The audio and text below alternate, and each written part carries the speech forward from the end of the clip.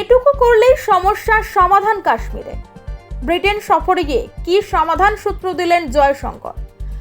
পাক অধিকৃত কাশ্মীর ভারতের অন্তর্ভুক্ত হলেই নিমেষে মিটে যাবে নয়াদিল্লি ইসলামাবাদ সংঘাত। ব্রিটেন সফরে গিয়ে এমনই দাবি করলেন বিদেশমন্ত্রী এস জয়শঙ্কর। তার মন্তব্য, পাকিস্তানের চুরি করা অংশটুকু জম্মু ও কাশ্মীরের সঙ্গে জুড়ে দিতে পারলেই সমস্যার সমাধান হবে। লন্ডনের চ্যাথাম হাউসে একটি আলোচনা সভায় জয়শঙ্কর বুধবার রাতে বলেন, ভারত সরকার এখন পাকিস্তানের চুরি করা অংশটুকু ফিরে আনার অপেক্ষায় রয়েছে। কাশ্মীর সমস্যা সমাধানে প্রধানমন্ত্রী নরেন্দ্র মোদী সরকার সক্রিয় জানিয়ে বিদেশমন্ত্রী বলেন, 370 ধারা বাতিল করা এবং জম্মু ও কাশ্মীরে বিধানসভা ভোটের আয়োজন সেই প্রক্রিয়ারই অঙ্গ।